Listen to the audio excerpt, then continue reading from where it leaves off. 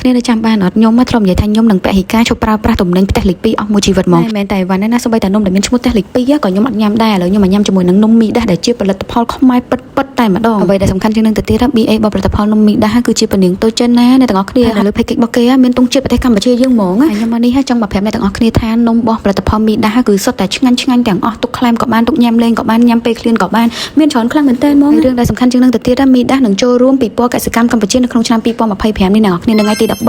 15និង16នៅឯកោះពេជ្រក្នុងពិព័រណ៍ហ្នឹងអ្នកទាំងអស់គ្នាទៅគឺដឹងតែចំណេញហ្មងមានការចូលរួមលេងហ្គេមជាច្រើនមិនថាមនុស្សធំមិនថាកូនក្មេងទេគឺសុទ្ធតែមានហ្គេមលេងទាំងអស់ហ្នឹងថាហ្គេមសម្រាប់មនុស្សធំបើកន្លែងនេះវិញកូនក្មេងអាចពាក់អាវពនាងអាចពាក់អាវព្រះអង្គថតរូបទទួលបានកាដូជាច្រើនទៀតណ៎ហើយមិនធម្មតាថតរូបច្រើនរង្វាន់ណាសូម្បីតែរមក៏មានរង្វាន់ដែរមានរង្វាន់ជាសាច់ប្រាក់មានរង្វាន់ជានំផ្សេងមានរង្វាន់ជាកាដូផ្សេងអូយអ្នកទាំងអស់គ្នាបើទៅគឺអត់ខាតទេដឹងតែចំណេញ 100% អញ្ចឹងអ្នកទាំងអស់គ្នាកុំភ្លេចមកចូលរួមផងណាជាពិសេសបងប្អូនដែលគាត់មានកូនតូចទៅគឺអែមហ្មងពេលដែលទៅដល់អ្នកទាំងអស់គ្នាកុំភ្លេចសាក់នំនេះនំនេះគេហៅថានំអង្គដែលធ្វើពីអង្គផ្កាម្លិះខេត្តបាត់ដំបង 100% តែម្ដងអញ្ចឹងមិនថាអ្នកទាំងអស់គ្នាកុំភ្លេចទៅចូលរួមផងណានៅពិព័រណ៍កសិកម្មកោះពេជ្រថ្ងៃទី13 14 15 16ហើយទទួលបានកាដូជាច្រើនដូចជាមួយសុវត្ថិភាព power bank ឆាតអូយមានច្រើនណាស់បានភ្លក់ហើយបានកាដូមកផ្ទះវិញទៀតបើចង់ដឹងណាកុំភ្លេចទៅចូលរួម